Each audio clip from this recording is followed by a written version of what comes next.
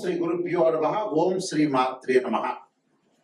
శని వక్రగతి 138 రోజుల పాటు జూలై 27వ తారీఖు నుంచి డిసెంబర్ 11వ తారీఖు వరకు కూడా శని వక్రగతి యొక్క ప్రభావం మేషాది ద్వాదశ రాశుల మీద ఏ విధంగా ఉండబోతుంది? శని ఆయుష్ కారకుడు, అంటే ఆయుష్ని ఇచ్చేవాడు ప్రధానంగా శని. పనులలో ఆలస్యం చేయకుండా, అంటే పనులలో ఆలస్యం చేసే గ్రహం ఏమిటి అంటే శని. అంటే శని వల్ల కొన్ని యోగాలు కూడా ఉంటాయి. అంటే చెడు యోగాలు ఉన్నాయి, మంచి యోగాలు ఉన్నాయి. అలానే శశి మహాపురుష యోగాలు ఉంటాయి. అలానే చెడు యోగమైన పునర్భవ దోషం కూడా ఏర్పడుతూ ఉంటుంది. అంటే శని చంద్రుల యొక్క కలయిక వల్ల శని చంద్రుడి మీద దృష్టి ఉండటం వల్ల, చంద్రశనుల యొక్క పరస్పర దృష్టి వల్ల కూడా పునర్భవ దోషం అనేది కాలయాపన జరిగే అవకాశాలు ఎక్కువగా ఉంటాయి. అయితే ఈ గోచారరీత్యా శని వల్ల, శని 138 రోజుల పాటు వక్రగతిలో ఉండటం వల్ల మనకి ఎలాంటి ఫలితాలు జరగబోతున్నాయి? శని యొక్క కారకత్వాలను మనం చూసుకునేటట్టయితే, శని ప్రధానంగా కొన్ని భావాలకి, అంటే వ్యయభావానికి కూడా అధిపతి శని. అలానే ఇక్కడ శని ఏదైతే ఆయుష్ని, ఆరోగ్యాన్ని, ప్రధానంగా పనులలో ఆలస్యాన్ని, అలానే ఇలాంటి విషయాలన్నిటి కూడా కారణభూతం. అంటే ఇనుము, ఆయులు, పనులు, అలానే ఆరోగ్యపరంగా ఇబ్బందులు, అలానే ఎముకలు, అలానే పాదాలు, కీళ్ళు, ఇలాంటి వాటిలన్నిటికీ కూడా కారణభూతమయ్యే గ్రహం ఏంటంటే శని. అంటే ప్రమాదాలు, అనుమానాలు, అవమానాలకు కూడా కారణభూతమైందే శని. మరి శని గ్రహం, ఇవన్నీ కూడా శని గ్రహం యొక్క ఫలితాలు ఏ విధంగా ఉండబోతున్నాయి? మరి ఇవన్నీ చెప్పేవి ఎలాంటి ఫలితాలు అంటే గోచారరీత్యా చెప్పబడే ఫలితాలు అంటారు. అంటే బర్త్ చార్ట్ అనుసరించేవి కాదు, గోచారరీత్యా చెప్పబడే ఫలితాలు. అంటే బర్త్ చార్ట్ కి గోచారానికి లాట్ ఆఫ్ డిఫరెన్స్ ఉంటుంది. అంటే వాటి ట్రాన్సిట్ సిస్టము, ఒకటేమో నేటల్ చార్ట్, అంటే బర్త్ చార్ట్ అంటారు. ఇప్పుడు చెప్పే గోచారం అనేది 20% ఫలితాన్ని నిర్ణయం చేస్తుంది.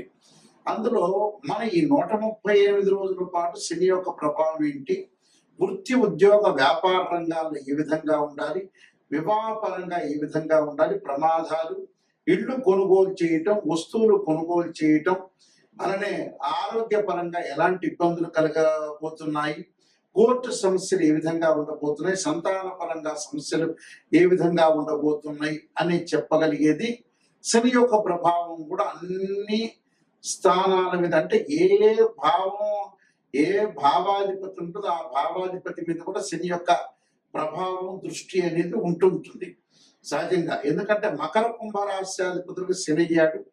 భావాధిపతి వేరు, ఇక్కడ రాశ్యాధిపతి వేరు, అక్కడ ఉండే గ్రహం వేరు. ఇక్కడ గోచారరీత్యా శని యొక్క ఫలితం ఏ విధంగా ఉండబోతుంది, వక్రగతిలో ఉండటం వల్ల ఎలాంటి ఫలితాలు ఉన్నాయో ద్వాదశ రాశులకు మనం తెలుసుకుందాం. మీనరాశి వారికి శని వక్రగతిలో ఉండటం వల్ల ఎలాంటి ఫలితాలు జరగబోతున్నాయి? మీనరాశి వారికి లాభాధిపతి, అంటే లాభ రాశ్యాధిపతి, వ్యయ రాశ్యాధిపతి అయిన శని మీనరాశిలో ఉండి వక్ర స్థితిలో ఉండటం వల్ల 138 రోజుల పాటు ఏ విధంగా ఉండబోతుంది అంటే, ఖర్చుల్ని కొంత నియంత్రణ చేసుకోవాలి. ఫైనాన్షియల్ పరంగా ఉండే డెవలప్మెంట్స్ బాగున్నా, ఉద్యోగము, ఆర్థిక స్థితిగతులు మెరుగవుతున్నప్పుడు ఏదో రకంగా డబ్బులు ఖర్చు అయ్యే అవకాశాలు ఉంటాయి. ఖర్చుని తగ్గించుకోండి. ఆ ఎక్స్పెండిచర్స్ తగ్గించుకుంటే చాలా మంచిది. లైఫ్ ని ఎలా ఎన్హాన్స్ చేసుకోవాలని కొత్తదనంగా పెట్టే అవకాశాలు ఎక్కువ ఉంటాయి. కొత్త వాళ్ళతో పరిచయాలు బాగా పెరుగుతుంటాయి. కొత్తదనంగా ముందుకు వెళ్ళాలని ఆలోచన చేస్తుంటారు. అయితే సమయానికి తగినంత భోజనం చేయలేరు, రుణాలు తెచ్చుకుంటారు, కొన్ని సందర్భాల్లో తీర్చలేదు. అలానే డెవలప్మెంట్ చేయాలని కొత్త ప్రణాళికలతో రూపొందించుకొని ముందుకెళ్లే అవకాశాలు ఉంటాయి. ఫైనాన్షియల్ పరంగా ఉండే డెవలప్మెంట్స్ బాగా పెరిగే అవకాశాలు ఎక్కువ ఉంటాయి. వృత్త్యుద్యోగ వ్యాపారాల ఎందు నష్టం రాకుండా చూసుకోండి. బంధుమిత్రులతో ఎంతవరకు ఉండాలో అంతవరకే ఉండండి. కలహాల వరకు తెచ్చుకోకుండా ఉండటం చాలా మంచిది. అయితే సమయానికి భోజనం చేయండి. ఆరోగ్యపరంగా ఇబ్బందులు కలగకుండా చూసుకోవాలి. గ్యాస్ ట్రబుల్ సంబంధించిన విషయాలు కొంత జాగ్రత్తగా ఉండాలి. శుభ కార్యక్రమాలు చేసే అవకాశాలు ఎక్కువ ఉంటాయి. ప్రేమించిన నిరుద్యోగులు కూడా వివాహాలు, మంచి సుసంపన్నమైన కుటుంబం నుంచి అమ్మాయి కానీ అబ్బాయి కానీ రావడం ఒకటి, గృహ ఉపకరణ వస్తువులు, విదేశాలకు వెళ్ళే అవకాశాలు ఎక్కువ ఉంటాయి. ఇన్ఫర్టిలిటీ ఇష్యూస్ అంటారు, సంతానం లేని వ్యక్తులు కొంతమంది ఉంటారు, వాళ్ళ సంతానం గురించి బాధపడుతుంటారు. సంతానం లేని వారికి సంతానం కలగడం, సంతానం ఉన్న వాళ్ళకి వాళ్ళ పిల్లలకు ఉద్యోగాలు, వ్యాపారాలు, వివాహాలు జరిగే అవకాశాలు, మంచి శుభవార్తలు వినే అవకాశాలు ఖచ్చితంగా ఉంటుంది. కాబట్టి వీళ్ళు డబ్బును కొంత నియంత్రణ చేసుకోండి. వచ్చింది కదా అని ఖర్చు పెట్టుకోవడం కాదు, దీన్ని ఖర్చు పెట్టడం, దాన్ని ఖర్చు పెట్టడం. మాట పట్టింపుల విషయంలో మాట పట్టింపులు కలిగే అవకాశాలు ఉంటే కొద్దిగా జాగ్రత్త వహించి ముందుకెళ్తే మనకు మంచి జరిగే అవకాశాలు ఉంటే. విదేశాలకు వెళ్ళటం అంటే, ఇక్కడ ఇండియాలో ఉండే వాళ్ళు కూడా కంపెనీలు కూడా విదేశాలకు వెళ్ళటం, అలానే అక్కడ వ్యాపారం, రెస్టారెంట్స్, వ్యాపార మార్గంగా వ్యాపారాలు, బిజినెస్ లాంటివి పెట్టే అవకాశాలు బాగా ఎక్కువ ఉంటాయి. అంటే రెస్టారెంట్, హోటల్స్ పెడతారు వీళ్ళు. అలానే ఐరన్ బిజినెస్ బాగా కలిసి వచ్చే అవకాశం ఉంటుంది. ఈ సంవత్సరం ఆయిల్ బిజినెస్ బాగా కలిసి వచ్చే అవకాశాలు ఎక్కువ ఉంటాయి. కాబట్టి ఆరోగ్యపరంగా కూడా పెద్దగా ఇబ్బందులు కలవు. చిన్న చిన్న ఇబ్బందులు అనేవి కలుగుతాయి. ఆందోళన చెందాల్సిన పని లేదు. తప్పకుండా వీళ్ళు శరీరే జర్జరీభూతే వ్యాధిగ్రస్తే కలేబరి ఔషధం జాహ్నవీతోయం వైద్యో నారాయణ హరి మంత్రాన్ని చక్కగా చదువుకొని మీకు మంచి జరిగే అవకాశాలు ఖచ్చితంగా ఉంటుంది. ఈ యొక్క శని యొక్క దోషం పోవడానికి మీరు చేయాల్సింది ఏమిటి అని అంటే, శనికి అధిదేవత, ప్రత్యుదేవత, అధిష్టాన దేవతలు, అంతరిక్ష దేవతలు అనేవాళ్ళు ఉంటారు. ఈ అంతరిక్ష దేవతలో శనికి ప్రధానంగా దక్షిణకాళి స్తోత్రాన్ని ఒక దేవాలయంలో, అంటే శివాలయంలో కానీ ఆంజనేయ స్వామి దేవాలయంలో కూర్చొని దక్షిణాకాళి యొక్క స్తోత్రాన్ని పాలన చేయడం చాలా మంచిది. దానితో పాటు శనికి అధిదేవత, ప్రత్యుదేవతలు, అంతరిక్ష దేవతలు అనేవాళ్ళు ఉంటారు. కాబట్టి అంతరిక్ష దేవత దక్షిణకాళి స్తోత్రాన్ని పాలన చేయాలి. అలానే శనివారం రోజున కానీ ఆదివారం రోజు కానీ కాలభైరవాష్టకాన్ని చదువుకోవడం చాలా మంచిది. ఈ కాలభైరవాష్టకాన్ని చదువుకోవడం వల్ల మనకు మంచి జరిగే అవకాశాలు ఖచ్చితంగా ఉంటాయి. అలానే శనివారం రోజున ఈ 138 రోజుల శనివారం, ఒక శనివారం రోజున నల్ల నువ్వులు, బెల్లాన్ని కలిపి ఉండల్లాగా తయారు చేసి ఒక దేవాలయంలో ప్రధాన అర్చకులకు ఇస్తే ప్రధాన అర్చకులు అందరికీ కూడా వితరణ చేసే అవకాశాలు ఖచ్చితంగా ఉంటాయి. దాంతో పాటు శనీశ్వర హోమము, అలానే 19,000 సార్లు శని జపాన్ని చేసుకోవటం కూడా చాలా మంచిది. అలానే ఆరోగ్యపరంగా ఇబ్బందులు కలుగుతున్న వ్యక్తులకి నువ్వుల నూనెతో శివుడికి అభిషేకం చేయటం ఒకటి. శరీరే జర్జరీభూతే వ్యాధిగ్రస్తే కలేబరి ఔషధం జాహ్నవీతోయం వైద్యో నారాయణ హరి మంత్రాన్ని చక్కగా చదువుకోవాలి. నీలాంజన సమాభాసం లైపుత్రేమాకృతం ఛాయా మార్తాండ సంభూతం తమ నమామి శనీశ్వరం అనే మంత్రాన్ని చక్కగా చదువుకోవటం.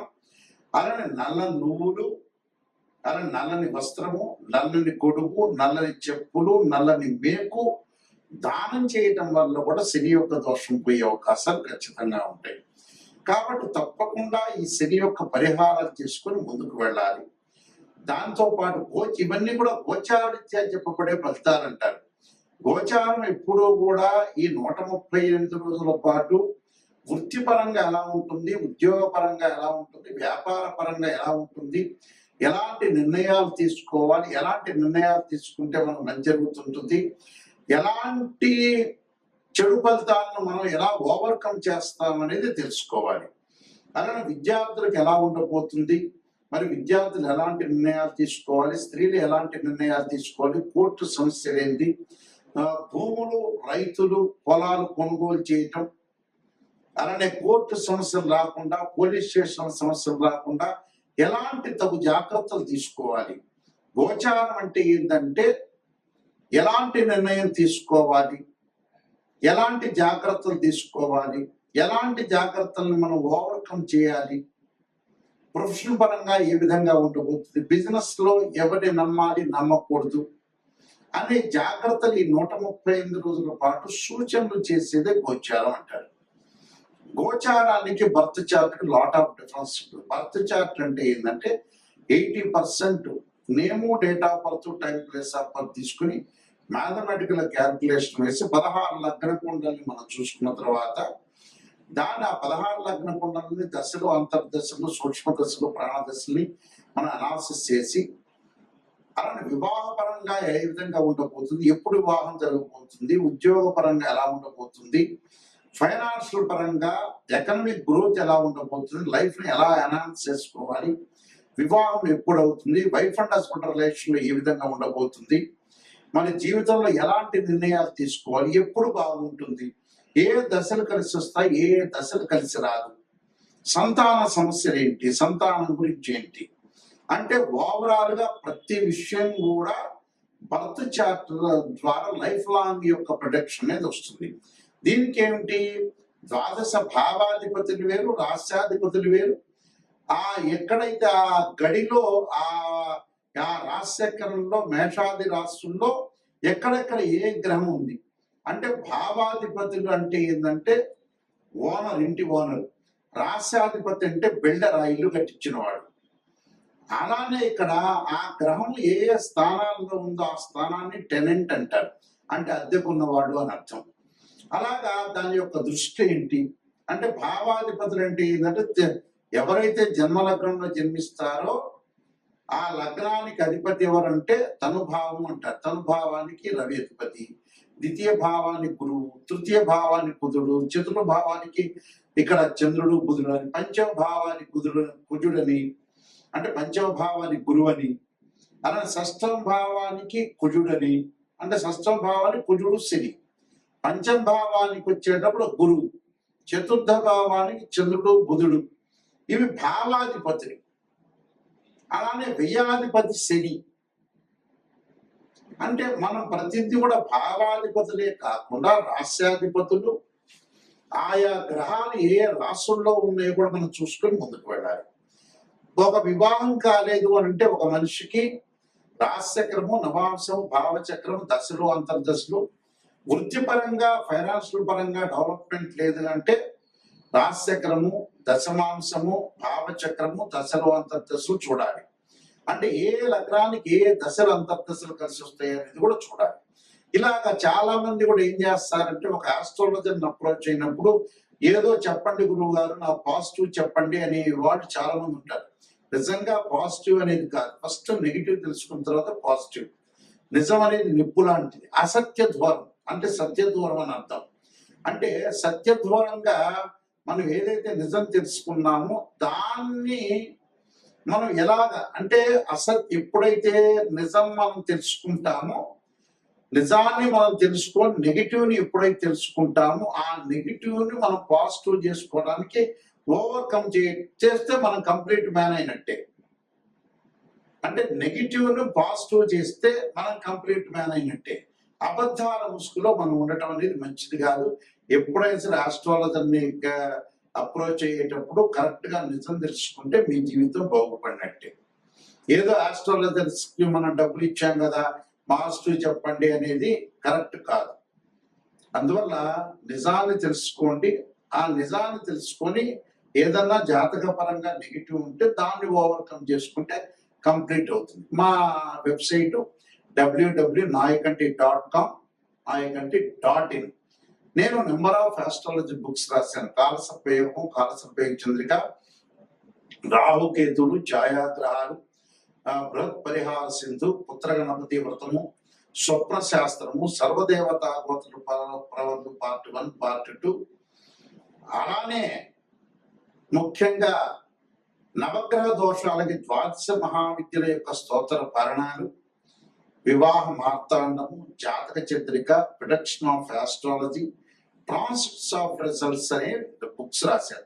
మీరు అన్ని కూడా నిజంగా నెగిటివ్ తెలుసుకొని దాన్ని పాజిటివ్ చేసుకోవడం ఎలా అనేది పాయింట్ ఆలోచన చేయండి. ఎందుకంటే మ్యాథమెటిక్స్లో డిగ్రీలో ప్రతిదీ కూడా అనాలిసిస్ చేస్తేనే మనకు తెలుస్తుంది. గోచారం అనేది 20% సపోర్ట్. ఈ 135 రోజుల పాటు ఎలాంటి సూచనలు, ఎలాంటి నిర్ణయాలు తీసుకోవాల్సిన అవసరం ఉంటుందనేది చూసుకోవాలి. ఎందుకంటే గోచారిత్య శని, ఎల్లాంటి శని ప్రభావం, అలానే అర్ధాష్టమ శని, అష్టమ శని, కంటక లేదా పొంగు శనులు ఏ విధంగా ఉండబోతున్నారు, ఎలాంటి పరిహారాలు చేసుకోవాలి, అంటే నేను చెప్పిన పరిహారాలన్నీ కూడా మీరు చేసుకుని ముందుకెళ్తే మీకు మంచి జరిగే అవకాశాలు ఖచ్చితంగా ఉంటాయి. మీకు అందరికీ కూడా స్క్రీన్ మీద స్క్రోలింగ్ అవుతున్న నెంబర్ కనపడుతుంది, ఆ నెంబర్కి నాకు కాల్ చేయొచ్చు. మీ అందరికీ కూడా పరమేశ్వరుడి యొక్క కరుణాకటాక్షం ఉండాలని ఆశిస్తూ సర్వే జనా సుఖినో భవంతు.